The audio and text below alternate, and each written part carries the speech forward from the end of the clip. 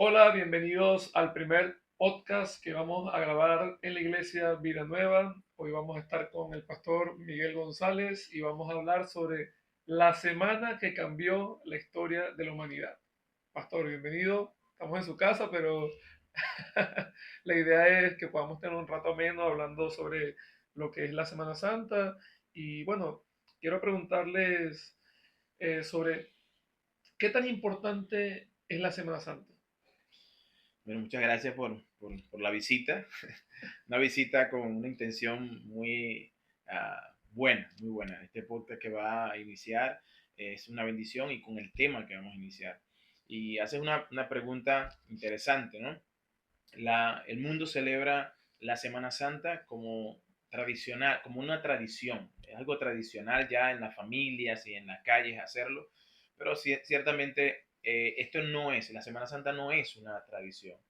Nosotros la conocemos como la Semana Mayor o la Semana de la Pasión de Cristo, donde Él viene a cumplir el plan de Dios es donde se lleva a cabo la cúspide, el clímax de ese plan de Dios que Él ya había diseñado antes de la fundación del mundo. De manera que no es una tradición, es una celebración. Nosotros como cristianos la celebramos realmente, no solamente una semana, sino que la celebramos cada domingo, que nos reunimos como iglesia, celebramos ese día o esa semana, por decirlo de una manera, esa Semana Santa del Señor. Claro, aquí me surgen a mí un par de preguntas. La primera es, ok, entendemos que no es tradición, sino que es algo mucho más grande, pero ¿por qué el mundo lo toma como tradición y termina en ser algo tan banal como una simple semana de vacaciones? Sí, lo que ha pasado es que como todas las fiestas las fiestas que se celebran desde la Iglesia Católica, pues ellos han tratado de traer estas fiestas al mundo y la han hecho tan comercial, tan a veces parecen religiosas, pero realmente tienen detrás de todo, de la parafernalia que ellos hacen, de la ceniza y todas las cosas que ellos hacen. Ellos detrás de eso tienen una intención que no es la intención del Señor, porque realmente el Señor ha establecido en su palabra que no es solamente una semana que lo celebremos, pero realmente este mundo lo ha tomado como un tiempo de vacaciones, un tiempo tradicional para tener libertad de clase los muchachos de la universidad, de las escuelas, algunos libertad en el trabajo y nosotros, pues yo vulgarmente la llamo la semana de bebiembre, o perdón, ¿cómo se llama? Semana zángana. Nosotros aquí en Venezuela la llamamos Semana Zángana porque es algo que se hace de una manera sin vergüenza. Sí. No tienen vergüenza y se hace, ciertamente, con la intención no de religiosa, sino con una intención más banal, como tú acabas de decir, que busque más bien satisfacer deseos propios en vez de realmente pensar en el Señor. Sí, hemos visto cómo a lo largo de los últimos años, cómo se ha vuelto, en vez de ser una semana de reflexión, de pensar en la obra de Jesucristo en esta semana, se ha vuelto algo como más de aprovecharse para que la gente haga y deshaga y haga desarreglos. Entonces, es lamentable que estemos hasta este punto, pero no nos sorprende viendo cómo este mundo va caminando, pues. Así Pero es. entrando en lo que sería ese primer día de la Semana Santa, ese, ese día, ese día uno, que es la entrada triunfal a Jerusalén, vamos a verlo a detalle. Y hay algo que me llama principalmente la atención primero y es ¿por qué Jesús entra en un pollino? Interesante pensar en eso. Esa semana inicia con la culminación de un recorrido de Cristo con los discípulos, de manera particular con ellos. Él se retira y camina por todo lo que es de Galilea y se va por el otro lado del Jordán para llegar una vez más a Jerusalén, un tiempo donde el Señor tiene con los apóstoles de enseñanza directa para con ellos. Es donde el Señor le dice una y otra vez que Él va a ser entregado, que va a ser golpeado, etcétera. Y cuando él está en Betania, a algunos kilómetros de Jerusalén, él le dice a los apóstoles que vayan a buscar un pollino que está en un lugar en específico y le dice cómo debían hacerlo. Es interesante porque el Señor les está mostrando a los discípulos allí que tiene el control de la situación. Le dice a estos dos discípulos, vayan y busquen un pollino, y cuando lleguen a ese lugar, esa persona les preguntará, o sea, ¿por qué se llevan el pollino? Lo van a encontrar atado en un lugar. Y Cristo le dice, cuando ellos le pregunten qué están haciendo, bueno, ustedes van a decir que el Señor lo necesita. Y eso muestra, pues, el Señor mostrando la soberanía y el control que él tenía en la situación en Su la cual él omnisciencia. estaba, su omnisciencia. Y además de eso, muestra también el pollino era símbolo también de la humildad con la que vino el Señor. Nosotros debemos entender que Cristo vino con una intención de hacer la voluntad del Padre. Otra vez, cumplir ese plan redentor que Dios ya había estipulado y que había prometido en Génesis 3:15. De manera que Cristo viene a cumplir eso y va a cumplir cada una de las cosas que Dios ha establecido. Y una de las cosas que dice Zacarías 9:9 es precisamente que el Señor, el Mesías, vendría en un pollino. Y es interesante porque esto era algo cotidiano. Cuando un rey venía de la guerra a la ciudad salía a recibirle. Ok. Y lo que se esperaba era, bueno, un rey viene montado en un caballo, un corcel indomable, hermoso, de cabellera, etcétera, ¿no? Pero Cristo viene en un pollino, mostrando con esto la intención con la cual él venía. Pues no venía a gobernar, a derrocar a Roma, sino que venía precisamente con humildad. Un rey que se vino a dar en rescate por muchos, pero vino a rescatar una cosa que es contraria a lo que el pueblo esperaba. Vino a rescatar lo que se había perdido, el corazón, para que el corazón se volviera a Dios y no una libertad política. Sí, aquí me surge por lo menos ese paralelismo que tiene Jesús con David, Uh -huh. porque creo que es imposible no ver la entrada a Jerusalén de Jesús en el pollino y pensar en esas entradas que tenía David después de que llegaba de la guerra, Así es. que llegaba a Jerusalén, a que llegaba a la ciudad, y entonces la gente lo recibía y era una fiesta y era una celebración porque habían vencido a los enemigos. Así es. Entonces es sumamente interesante, siempre me ha llamado la atención ver ese paralelismo entre Jesús y David. Pero me surge otra pregunta sobre este día y es la gente, la Uh gente -huh. que recibe a Jesús, porque no me quiero adelantar a los hechos, pero esta misma gente que luego iba a tener un trato distinto con Jesús, ahora lo recibe de una forma de celebración, así como reciben a David. Y mi pregunta es, ¿realmente estas personas entendían quién era Jesús? O sea, es lo que me surge, pues. Bueno, la pregunta sencilla sería, no entendían, pero su manera de recibirlo fue sincera. Ok, Creo que es MacArthur quien dice que esta es la recepción que le hacen a un rey, una recepción verdadera con una intención falsa. O más bien con un conocimiento falso de la situación. Porque cuando ellos van a recibir a Cristo, ellos lo ven como lo que es. Inclusive la Biblia nos narra que ellos lo recibieron como recibían a los reyes, como lo dice el Salmo 18. Osana al que viene, al bendito, Osana al que viene en el nombre del Señor. De manera que cuando ellos ven a Cristo con sinceridad, montado en ese pollino con sinceridad, ellos están aclarando o más bien exclamando y diciendo una y otra vez, bendito, con sinceridad.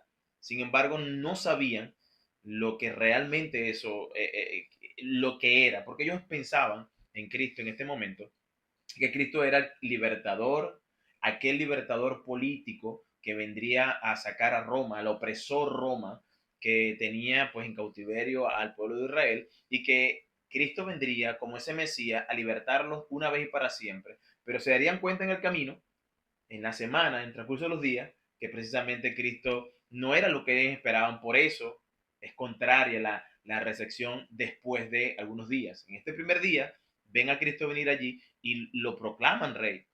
Algunos han dicho que si Cristo en ese momento hubiese querido tomar el poder como rey, no le hubiese sido difícil, porque todo el pueblo estaba clamando a una voz, Osana, traían sus mantos, igual como se recibe pues a un rey que vendía a la guerra. Y lo que ellos deben entender, o lo que ellos debieron entender, es que Cristo no venía pues con esa situación. Y yo creo que eso es algo pertinente que debemos ver hoy en día nosotros como en las ciudades, pues las personas que están celebrando Semana Santa, que toman este día, Domingo de Ramos, para poner un ramo, para sacar un ramo a las puertas de su casa.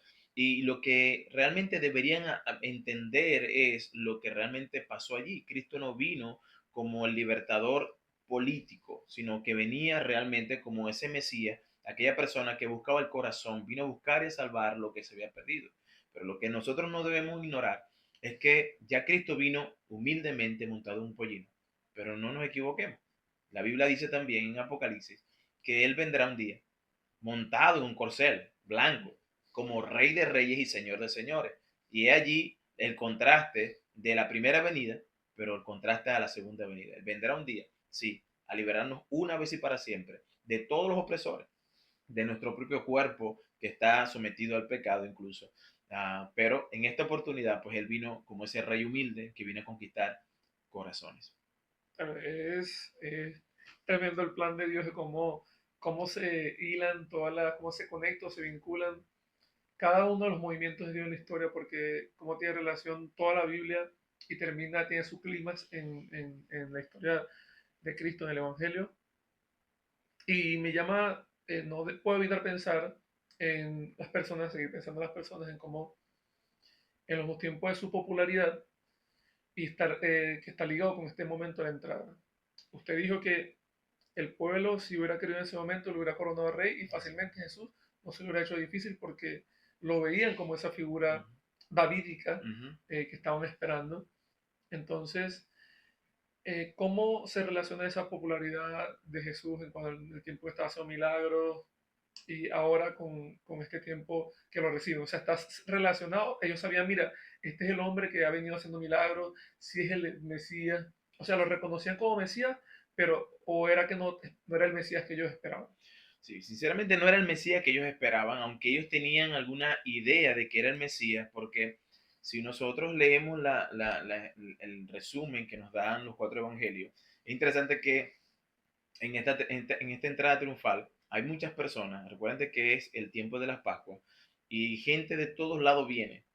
Él viene a una fiesta que se hace, pues que es la fiesta de las Pascuas, donde todos los judíos del mundo entero regresaban a hacer sus sacrificios por expiaciones, etcétera. De manera que cuando Cristo llega, primero no llega solo, él viene de un camino donde hay mucha gente alrededor de él. El último o uno de los últimos milagros antes de la entrada fue precisamente la sanidad de Bartimeo el ciego, que estaba allí entre él venía con una multitud.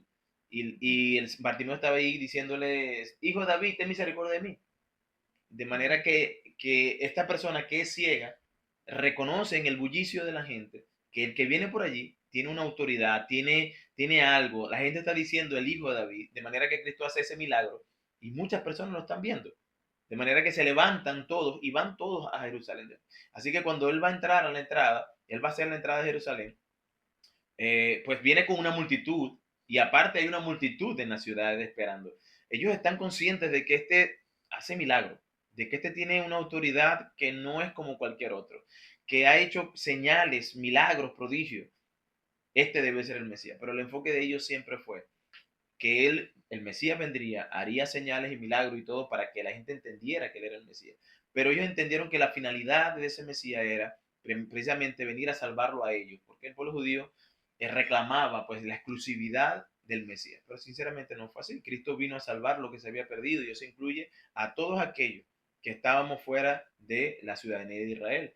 De manera que cuando Cristo vino, él vino con gente de todos lados y vino a salvar a gente de todos lados. Inclusive Apocalipsis dice que de toda lengua, tribu y nación. Así que el pueblo de Israel sinceramente lo esperaba y lo ansiaba, pero no lo entendían. Incluso los apóstoles. Los apóstoles no entendieron eh, quién era el que estaba frente a ellos. Casi no hasta después de su resurrección. Después de la resurrección que se dan cuenta. Pero es interesante que todos ellos estaban sinceramente equivocados con respecto a Como el pueblo. como el Tenían pueblo unas realmente. expectativas equivocadas.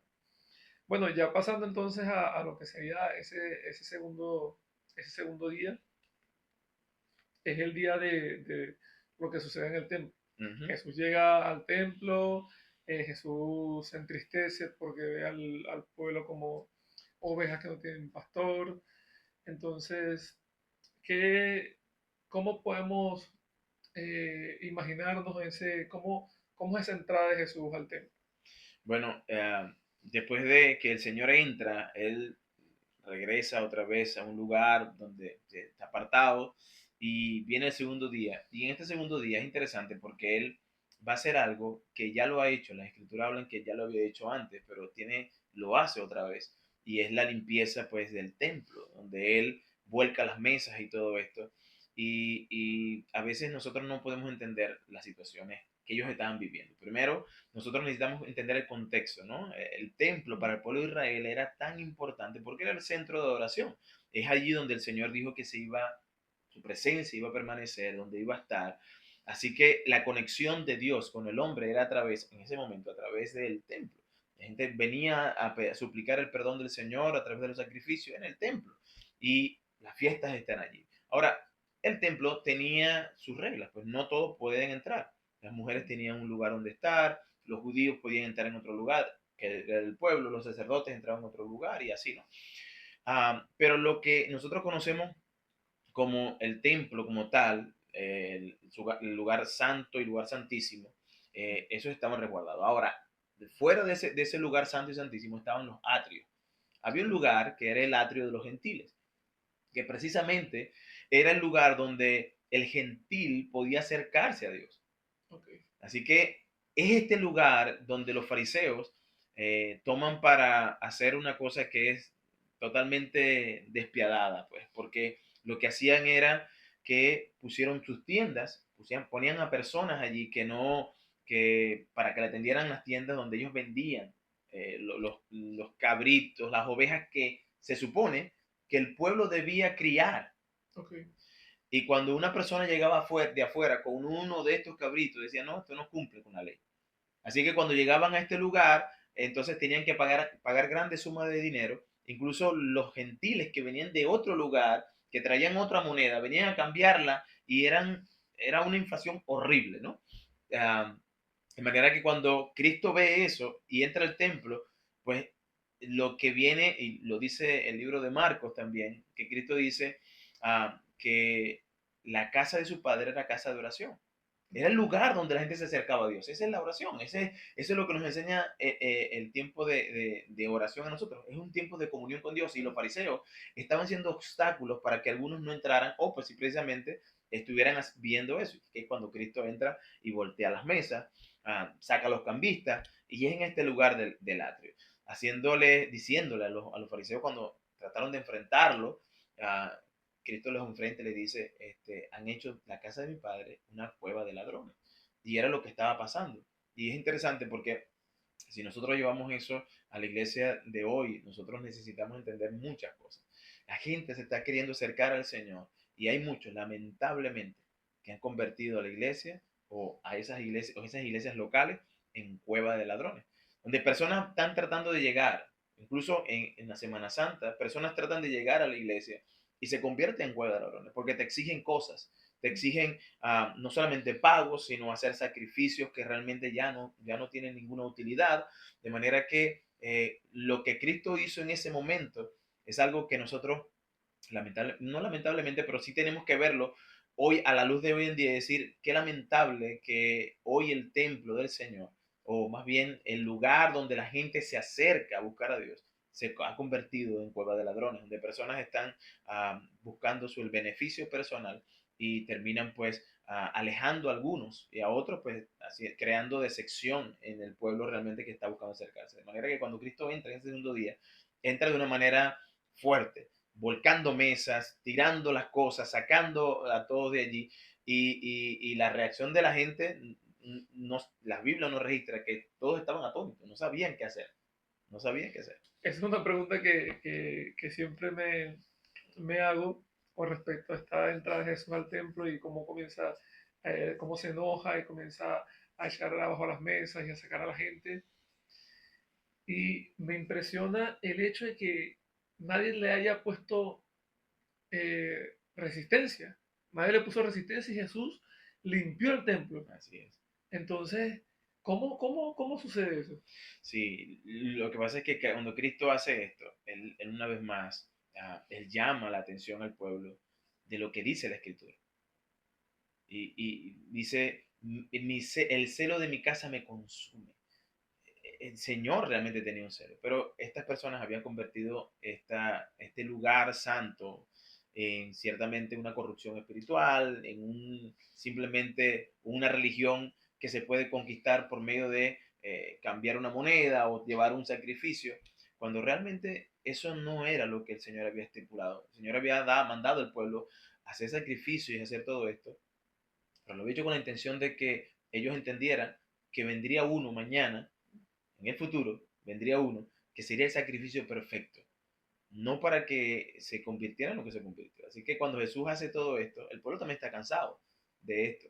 Muchas de las personas que estaban allí estaban cansadas de que todo el tiempo tenían que pagar más de lo que debían. Así que mucha gente vio eso y pudo haber pensado, esto es revolucionario, este es el que nosotros esperábamos. Alguien que pudiera ejercer una autoridad tan fuerte que ni siquiera los fariseos podían decir nada. De manera que cuando él enfrenta lo enfrenta con un celo santo. La Biblia dice que airaos, pero no pequéis, y en ese caso el Señor estaba airado, y airado en el sentido, en un sentido santo, porque la palabra decía, mismo lo dice, el celo por tu casa me consume.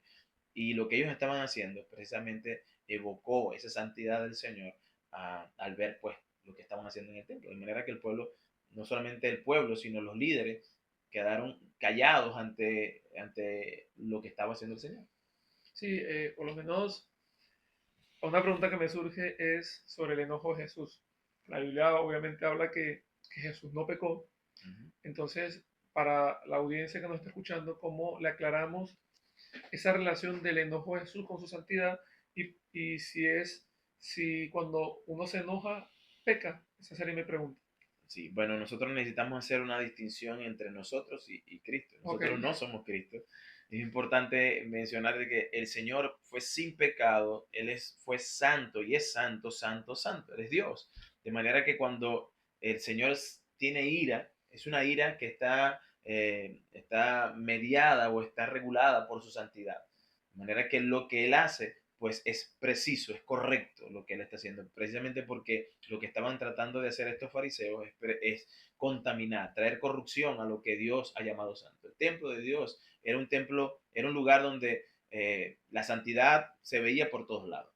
La santidad se veía no solamente en los atrios, sino que en cada lugar había, por ejemplo, sacerdotes. Un sacerdote tenía una mitra, un gorro, que decía en el centro, santidad a Jehová. Y lo que menos estaban ellos haciendo era eso. De manera que cuando Cristo lo hace con la autoridad de quien es Dios. Ahora, ¿qué pasa con nosotros? Bueno, nosotros tenemos el pecado en nosotros, de manera que cuando nosotros nos airamos muchas veces, la ira que nosotros, que se produce en nosotros, se produce no por el celo del Señor, sino que se produce por un celo propio, porque yo realmente no, me fuiste infiel a mí, egoísta, etc. Entonces, a veces la ira de nosotros, y cuando digo a veces, no significa que, o significa más bien que a veces puede haber celo santo en nosotros, siempre que ésta sea dirigida por la santidad del Señor. Um, Nosotros podemos airarnos, sí, santamente. Por ejemplo, nosotros creemos que la palabra nos dice, no matarás. Nosotros nos debemos airar cuando personas tratan de matar a un niño. Nos debemos airar. Y no porque me dañaron a mí, sino porque es algo que Dios ha estipulado que no debemos hacer. Y por el celo del Señor, por lo que el Señor dice en su palabra, pues nosotros podemos hacerlo de esa manera santa. Ahora, cuando se va al extremo de simplemente empezar con algo santo, pero luego puede haber en mí también, en esa carnalidad que hay, se pierde la santidad. De manera que la santidad del Señor no se movió, pero la de nosotros se puede mover. Así que tengamos cuidado. usted mencionó sobre esa relación que hay entre la iglesia de hoy en día, la iglesia universal, y ese problema que estaba en ese momento en el templo, con los fariseos. Es un problema de corazón, obviamente entendemos que en ese momento el corazón de este pueblo estaba bastante entenebrecido y ligado a esa ambición por querer tener más y sacar provecho de las cosas del Señor. Y es algo que vemos en la iglesia también hoy en día, que hay iglesias locales que se aprovechan de los hermanos y para poder sacar un beneficio económico. Creo que es algo que es necesario que se toque y que la audiencia lo conozca porque es algo que la iglesia está sufriendo hoy en el siglo XXI. Así es lamentable, pero eh, ese acto que el Señor hizo en ese tiempo, en ese momento de purificar al templo, si lo llevamos pues a lo que hoy sabemos que el templo del Señor somos cada uno de nosotros, pero llevándolo a la iglesia como tal, a ese cuerpo ah, que está funcionando como iglesia local, donde se han cometido muchos abusos y por parte de personas que no tienen escrúpulos y que simplemente han torcido las escrituras para sacar beneficio. Y nosotros, bueno, nosotros hemos sido inclusive receptores como iglesia de personas. Yo mismo he tratado personas que han llegado maltratadas, dolidas, con rabia incluso en su corazón, porque han estado toda una vida, y cuando digo toda una vida, 10 15 años, estando en un lugar donde han sido, pues, esquilados, si vamos a la palabra de oveja, ¿no? Han sido trasquilados, han sido uh, robados eh, por estos líderes, haciéndoles ver pues simplemente que ellos son los intocables, que ellos tienen la palabra de Dios, que ellos son... Es prácticamente lo que pasaba con los fariseos. Ellos tenían las vestiduras y tenían lo externo. Cristo le llamó hipócritas, muchas veces le llamó sepulcros blanqueados, porque por fuera estaban todos muy hermosos, pero por dentro eran podredumbre. Y es lo que creo que está pasando mucho, pues muchos líderes de estas iglesias llamadas maliglesias del falso evangelio, o más bien iglesia del evangelio de la prosperidad, mal llamada iglesia de la iglesia del evangelio de la prosperidad, ha traído como consecuencia que la iglesia o las personas como tal, después de que pasan por estos lugares, pues ya no quieren ir a una iglesia, porque entienden que o creen que todos son lo mismo. Y eso habla de la ignorancia de las personas. A veces las personas van buscando con un corazón sincero al Señor, pero se topan con cosas como esta y luego pues es difícil.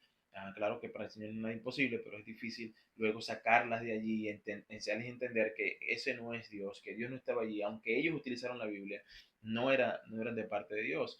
Y creo que eso es algo que nosotros necesitamos hacer constantemente. Ahora, el Señor llegó al templo físico, levantó las mesas, quitó los cambistas, etc. ¿Cómo debemos hacerlo nosotros hoy? Bueno, yo creo que hoy deberíamos hacerlo, debemos hacerlo y tenemos que hacerlo, pero debemos hacerlo de la manera como el Señor también lo hizo, porque Él sí tiró las mesas, pero al mismo tiempo ah, cumplió profecías, de manera que nosotros necesitamos hoy en día predicar ese evangelio, predicar el evangelio bíblico. Yo creo que de esa manera nosotros podemos limpiar la iglesia del Señor a esas personas y también mostrarles cosas como este podcast hace pues mostrarle a otros allá afuera que no todas las iglesias son iguales, que hay iglesias que verdaderamente están en el temor del Señor, que están buscando cumplir lo que la palabra de Dios dice. Y yo creo que es necesario en este tiempo pues, que se levanten otros a hacer lo que el Señor hizo, pero de una manera diferente, a obedecer al Señor, predicando el Evangelio. Haciendo esto, yo creo que el templo o la casa del Señor siempre estará limpia.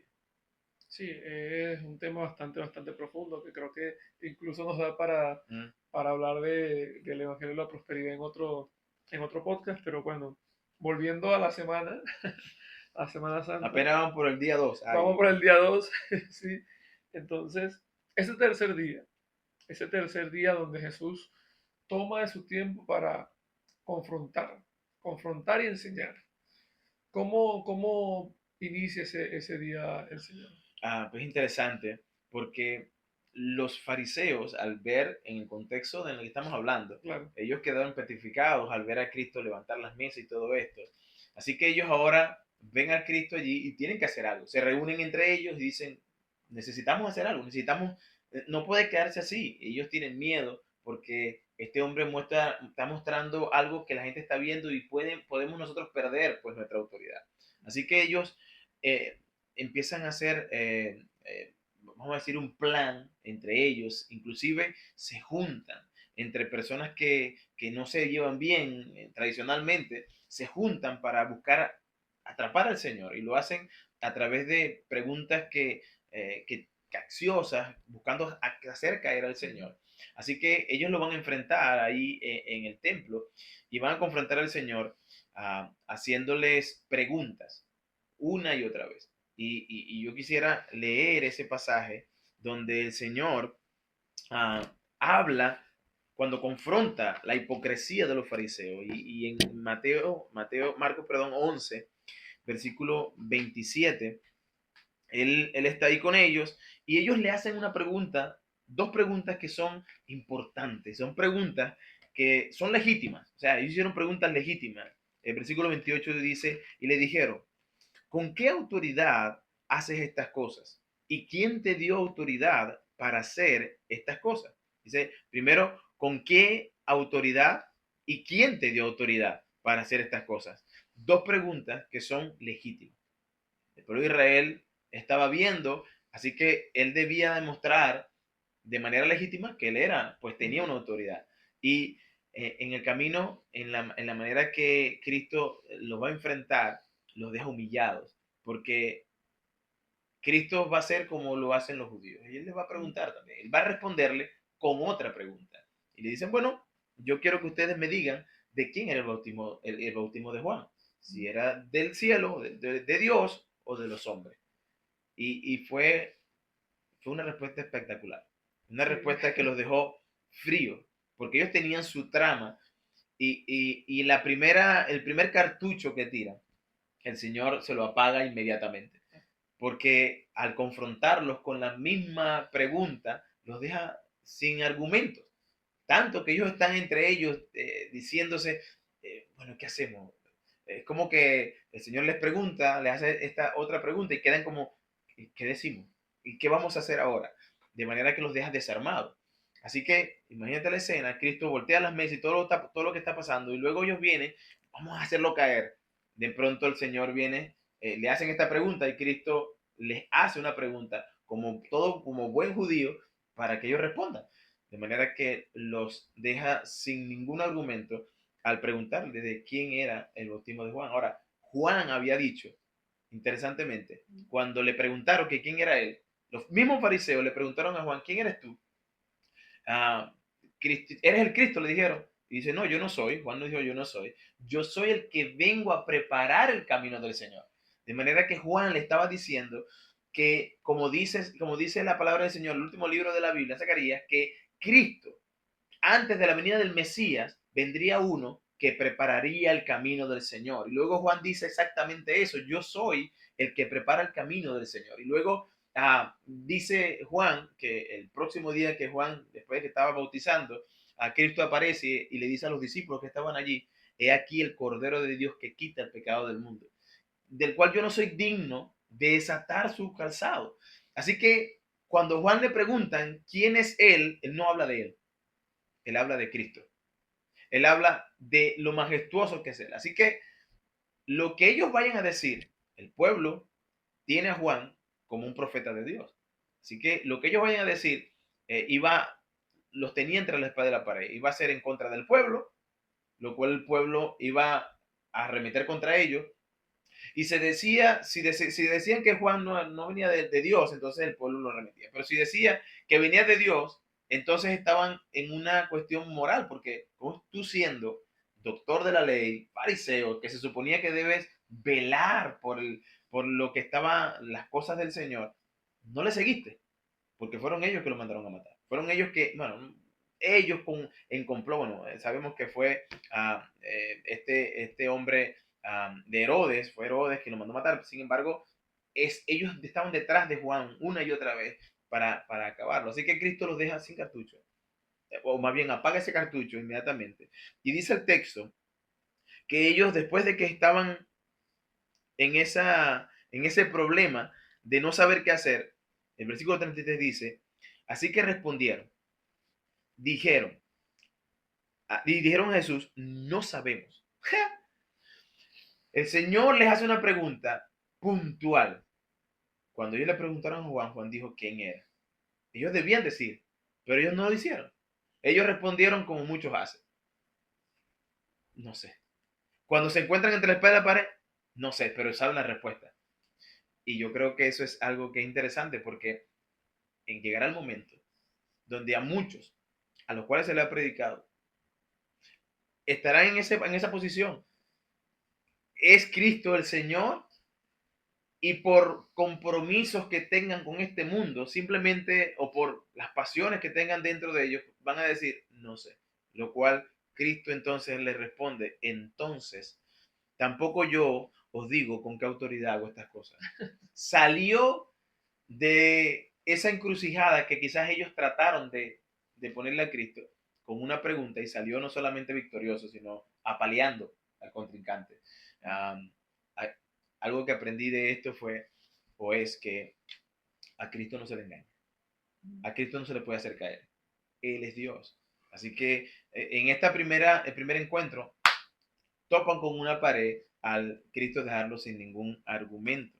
Dirían los jóvenes actualmente, este es el momento donde Cristo comienza a farmear aura. Eso se Ajá. dice mucho porque cuando con una genialidad, con estilo, con Uh-huh. una, no solamente sale de aquí, sino que lo responde con una forma en que deja totalmente humillado a los fariseos, porque inclusive pues, ellos dicen en el 31, oye, si decimos si es del cielo, dirán, bueno, ¿por qué no le creí? Y si decimos que es de los hombres, pero tenían del pueblo que creían que Juan era profeta. Exacto. Entonces están ellos quisieron poner a Jesús contra la espalda y la pared y terminaron ellos entre la espalda y la pared. Así Y mismo yo es. creo que podríamos hablar tanto de este tercer día porque hay tantas cosas. Si vemos al capítulo 12 donde habla de la parábola de los labradores malvados. Sí, porque Yo creo que este es el una, momento crucial, sí. sí, porque es que no fue una sola pregunta, ahí hay muchas preguntas que hicieron, la pregunta de la moneda Atributos, sí. o de los atributos, etcétera, etcétera. Pero el Señor, después de que los deja sin cartucho en todas esas preguntas capciosas que ellos traían para hacer caer al Señor, Él responde todas y cada una de ellas, dejándolos sin argumento, lo que demuestra que su intención real no era buscando la verdad, sino que simplemente querían hacer caer. Ah, y es entonces donde Cristo ya es como en esta, le va a mencionar una parábola, en contexto de lo que acaba de decir y cómo los dejó de manera expuesta la hipocresía de sus corazones. Él va a dar una profecía, una parábola que lo que busca es hacerles entender a ellos mismos lo que viene ahora. Y es donde él menciona la parábola del sembrador, Los del labradores labrador malvados. de la viña, donde precisamente el Señor va a enseñarles a través de esta parábola uh, cómo ellos hipócritamente han actuado y terriblemente han actuado, donde el Señor pues simplemente le menciona la parábola y es fácil de entender. O sea, no es una parábola difícil, donde el sembrador, sabemos que es Dios, perdón, el dueño de la viña es Dios, los labradores son los mismos fariseos, el pueblo de Israel, y vemos cómo a cada uno de estos siervos del Señor que ellos mataron, apedrearon y maltrataron, todos ellos representan a esos profetas que Dios envió una y otra vez. Pero no, es algo interesante como el Señor dice que envió uno, a un profeta, envió a uno de sus labradores, envió a otro, lo mataron, lo cayeron a pedrar, etc. Pero cuando va a hablar de la última opción, dice, y envió a su único hijo. El última opción, envió a Cristo. Cuando tú lees la parábola, esa parábola dice precisamente que envió al hijo amado. El dueño de la viña envió el hijo amado. Ahora, en el contexto donde ellos estaban, recuerda, están en el templo. Y el templo es ese lugar que hacía alucir pues a Israel, el pueblo de Israel.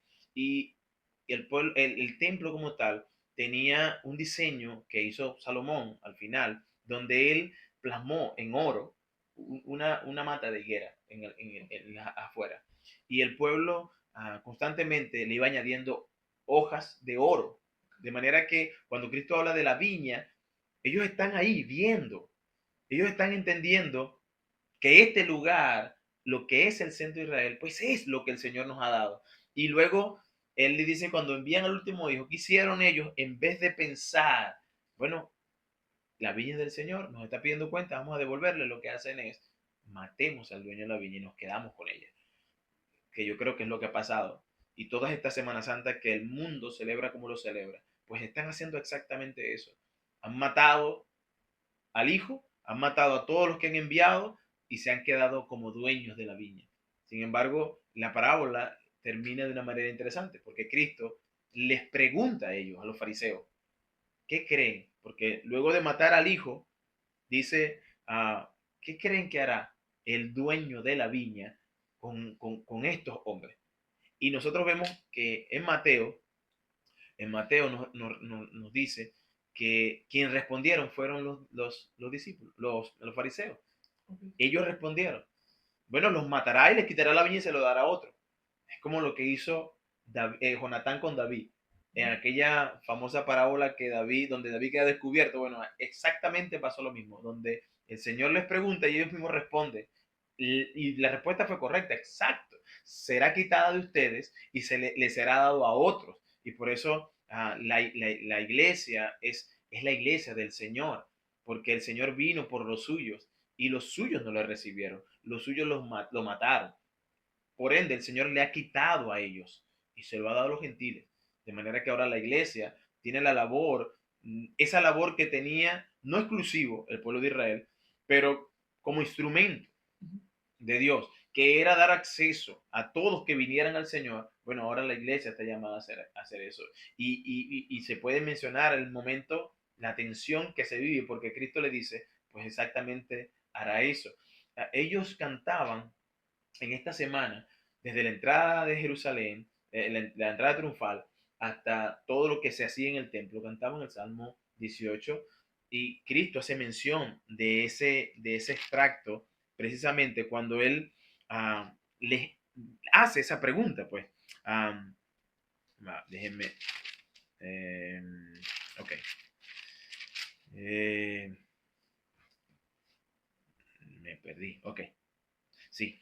Cristo le dice, después dice, ¿qué pues haré? El Señor de esta viña vendrá y destruirá a los ladrones y dará su viña a otro. Cristo les dice, ni aún ni aún esta escritura habéis leído, la piedra que desecharon los edificadores ha venido a ser cabeza del ángulo. El Señor ha hecho esto, las cosas maravillosas a nuestros ojos. Esto es lo que dice las canciones que ellos cantaban. Ellos cantaban que la piedra que fue desechada por los edificadores vino a ser piedra principal. Bueno, Cristo le está diciendo, ustedes se están desechando y van a matar al Hijo de Dios, pero va a ser la piedra del ángulo.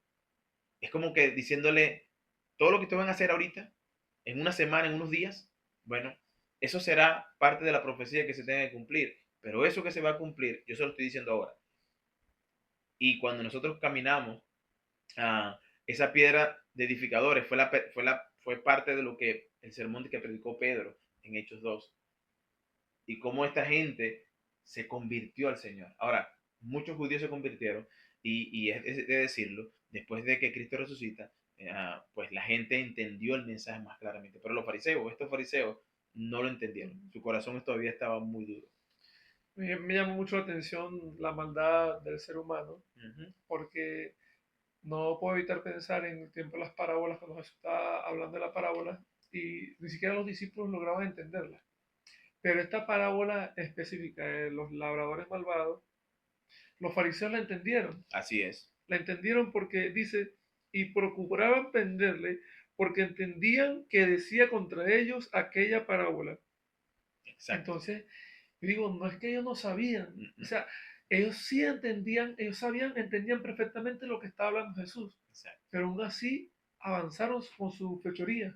Sí, porque su corazón estaba cautivo o lleno de pecado, de ira o de todo lo que realmente no es Dios. Y lo que ellos querían simplemente era sacar al Señor de todo esto. De manera que el Señor da un golpe sobre la mesa contundente de autoridad frente a todo lo que ellos estaban haciendo. Una vez más, al decirle lo que iba a pasar. Y ellos procuraban matarle, pero no pudieron hacerlo. En ese momento no podían hacerlo. Todavía no era el momento. Sí, hay un pasaje que a mí me llama bastante la atención, es Mateo 21, donde Ujú. él habla y pues es sumamente duro Jesús, creo que es uno de los momentos en los que es más duro y es con los fariseos y les dice muchísimas cosas que yo digo, oye, en ese momento querían aún matarlo aún más porque fue extremadamente duro, le dice sepulcro blanqueado, le dice que son unas víboras Así es. y es absolutamente fuerte lo que le dice a los fariseos. Ellos lo tenían bastante merecido. Así es. Inclusive cuando el Señor, y lo hacía y lo podía hacer porque Él tenía autoridad, otra vez. No una autoridad que venía de nadie, la autoridad que venía del Padre. El fariseo estaba acostumbrado a citar a otros, estaba acostumbrado a citar al, al erudito tal o tal persona que vivió, pero Cristo es el único que cuando llega el tiempo de su aparición como maestro, es el único que puede decir y que pudo decir, ah, oíste que fue dicho, pero yo os digo. Y eso representa autoridad. Pero Cristo no solamente manifestó su autoridad solamente al momento de hablarlo, sino cuando enseñaba. La misma gente decía, este enseña como quien tiene autoridad. La autoridad no solamente se veía por lo que decía, por lo que la gente hacía, sino por todo aquello que inclusive como Dios manifestaba.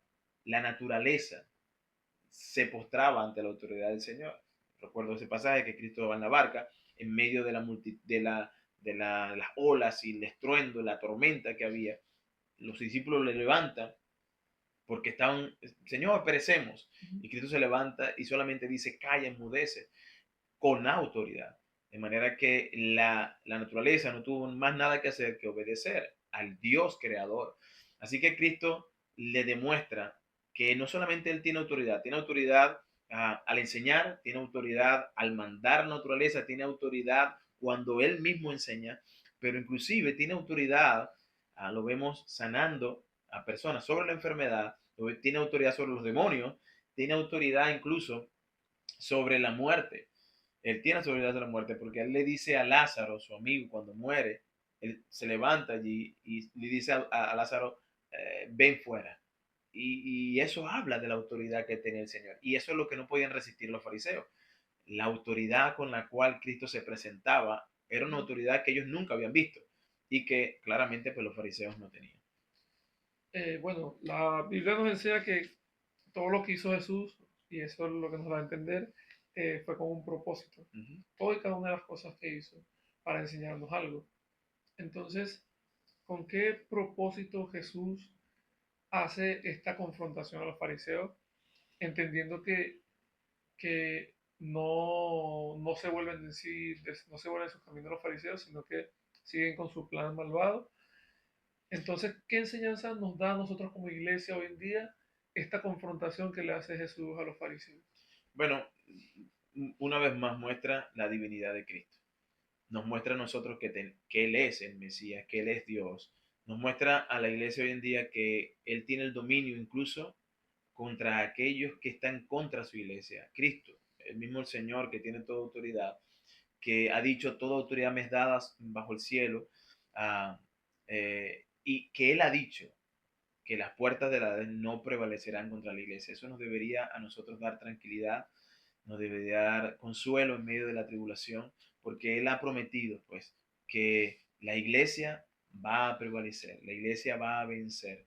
Así que el propósito con la cual Él mostraba, el propósito con el cual Él mostró la autoridad allí, no solamente fue para decirle a ellos que tenía la autoridad dada por Dios y que tenía la autoridad, el único que tenía autoridad era Él, sino también pues nos trae consuelo en medio de todo eso. Imagino el pueblo allí escuchando a Cristo hablar y cada vez que lo hizo, mostrando esa autoridad, pues algunos se consolaban al ver al Señor porque entendían que estos fariseos no tenían ninguna autoridad frente a la autoridad que tenía Cristo.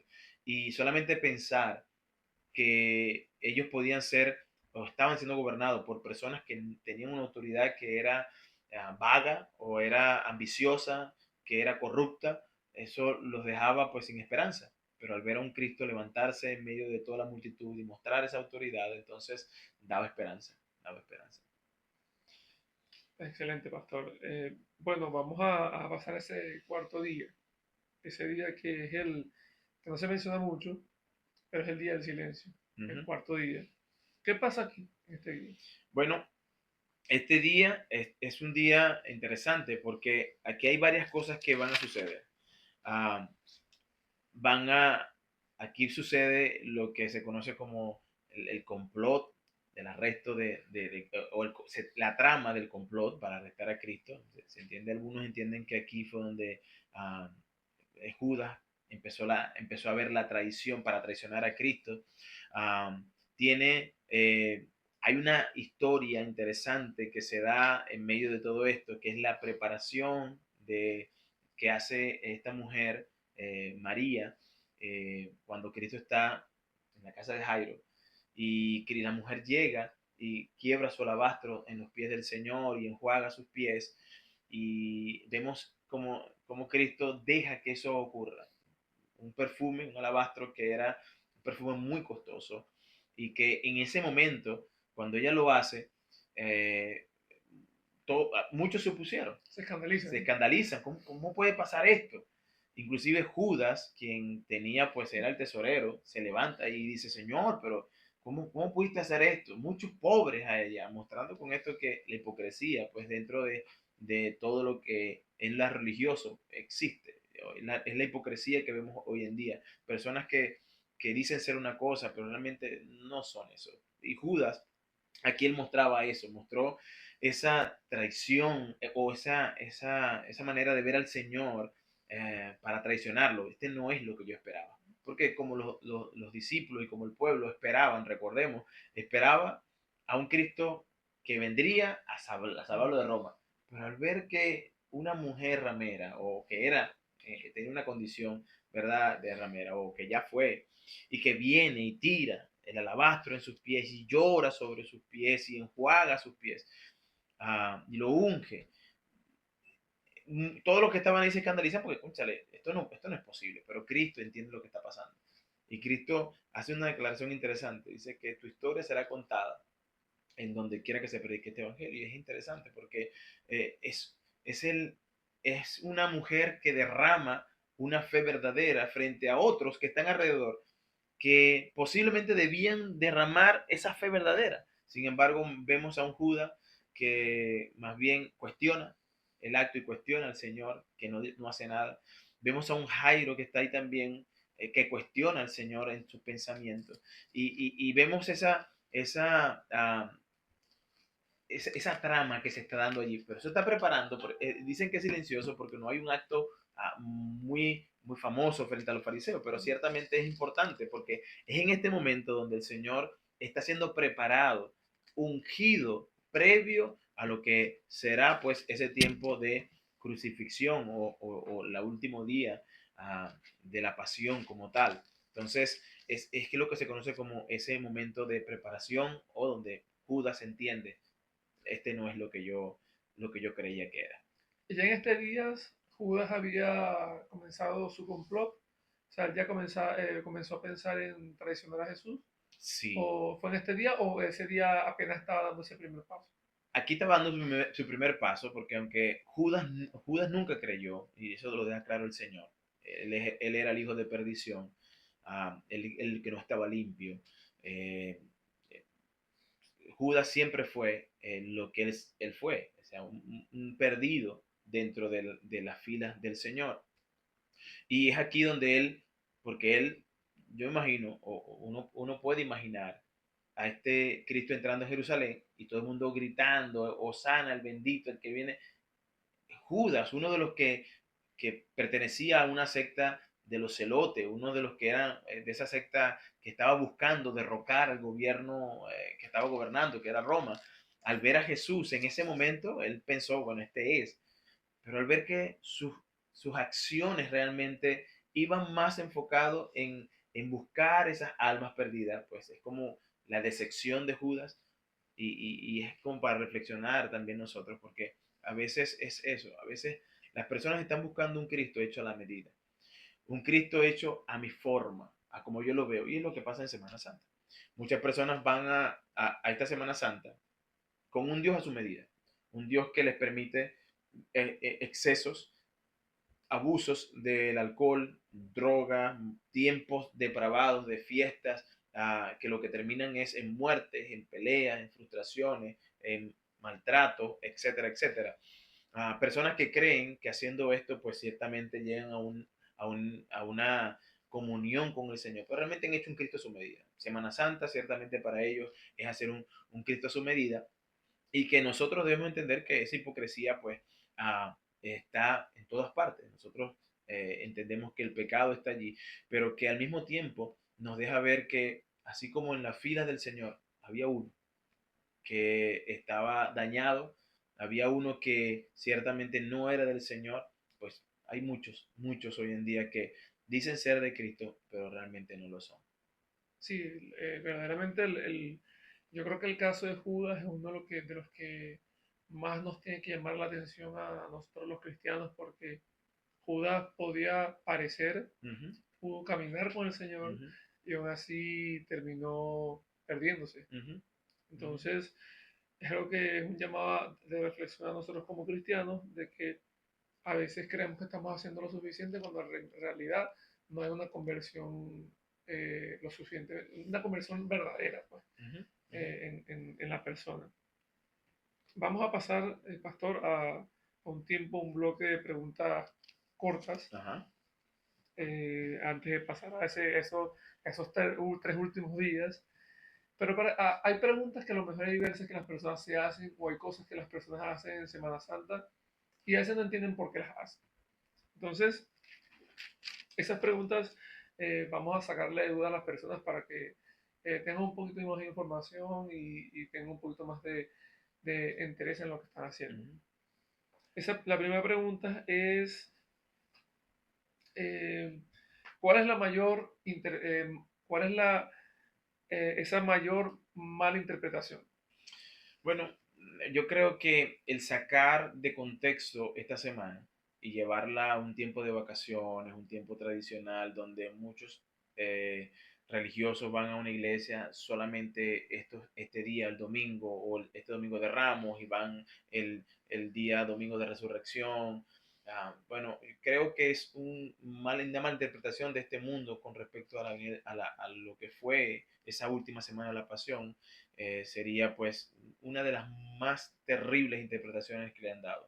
En vez de ser un tiempo reflexivo, donde nos llama a recordar el sacrificio que Cristo tuvo que hacer por todos nosotros, tomando nuestro lugar, pues se ha tomado tradicionalmente como un tiempo de vacaciones. Eso sería algo terrible. Sí, definitivamente. Otra pregunta sería respecto a la carne. Ajá. ¿Es malo? En estos tiempos surgen muchas preguntas sobre la alimentación, las prohibiciones. ¿Qué nos puede decir sobre comer carne?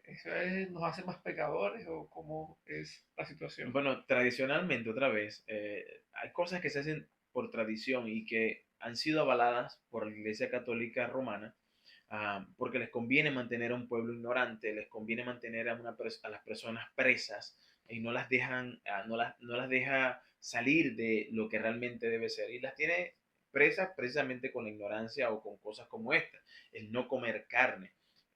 Realmente eso no tiene nada, no tiene ningún aporte bíblico, no tiene nada que ver con lo que el Señor dice. Esto fue invento del hombre que simplemente sacó, decir, no comer carne porque debemos pensar en el cuerpo del Señor, pero realmente no tiene nada que ver una cosa con la otra. Interesante, interesante.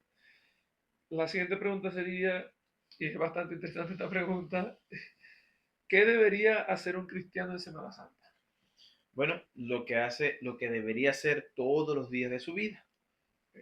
porque otra vez, no es una semana, es el hecho de estar siempre con el Señor, es el hecho de pensar en Cristo todos los días de nuestra vida, porque si entendemos lo que realmente pasó este día o esta semana, la pasión con la cual el Señor fue a la cruz a tomar nuestro lugar, la valentía con la cual luchó contra inclusive cosas internas que estaban pasando en él, por tomar nuestro lugar, nos debería llevar a la reflexión. El hecho de que su cuerpo botó toda su sangre, brotando agua de él, que su cuerpo fue realmente flagelado al punto de ser disfigurado. Todo eso nosotros necesitamos entender y reflexionarlo todos los días, y vivir nuestra vida en virtud de lo que Él ha hecho por nosotros. No pensar simplemente que es una semana y el cristiano pensar, bueno, esta semana vamos a hacer la obra de la pasión, como muchas iglesias lo hacen, vamos a tomar el domingo de predicación para predicar las 7 palabras y tendemos a hacer pues también de manera dogmática esos tiempos, pero realmente, ¿qué debería hacer el cristiano? Vivir a la luz de lo que realmente representó esa pasión, no una semana, sino todos los días de nuestra vida, como dice Pedro, de nuestro peregrinar en esta tierra hasta que Él venga. Es así, pastor, es así. De verdad que hay veces que nosotros mismos somos copartícipes de lo que el mundo quiere enseñar. Uh -huh. Y es donde está el error. La siguiente pregunta es sobre los ramos. Hay un domingo de ramos y la gente comienza a colocar ramos en la puerta de sus casas. Eso lo hacen, no sé si es por protección, de que se quieren proteger. O sea, ¿qué de verdad tiene todo esto? Bueno, una vez más, eso entra dentro de las cosas que ha hecho la ignorancia en la cual han involucrado a la iglesia, que ha hecho la iglesia católica con el pueblo de Dios, o con el pueblo, ¿no? Que le ha hecho pensar en que 40 días antes de la Semana Santa deben, inclusive, no me estás hablando de eso, pero tienen que hacerse una cruz con ceniza, que llaman el domingo de ceniza, el miércoles de ceniza, y luego todo un montón de eventos que son amuletos que ha fabricado la iglesia, una vez más Roma, pero que no tienen ninguna simbología para nosotros hoy, que en el tiempo donde se picaron ramas en la entrada triunfal de Jerusalén, se picaron ramas porque eso era lo que se hacía cuando un rey llegaba, pues se traía ramas de todos los lugares y se victoriaba, porque eso es lo que significaba esa ramita, pues la victoria obtenida por el rey. Pero eso no tiene nada que ver con lo que nosotros hacemos, lo que hace mucha gente de poner una ramita. Es un amuleto, es un ídolo, es poner tu mirada en algo que no es Dios. De manera que es un distractor y al mismo tiempo se convierte en algo que le roba la gloria a Dios. Porque al tú poner eso en tu puerta, tú estás diciendo que este hogar es protegido o yo tengo la bendición de Dios porque tengo esa rama ahí. Pero realmente no es así. La Biblia dice que es el Señor quien está, no es nuestro escondedero, es en Él donde está realmente nuestra protección, no en una ramita ni en ningún amuleto. Bueno, Pastor, gracias por sacarnos de dudas en estas preguntas que espero que las personas lo puedan aprovechar de buena manera y recibirlo de buena manera. Es bueno tener bastante la información correcta, en este caso porque proviene de la Biblia, que es lo que nosotros predicamos.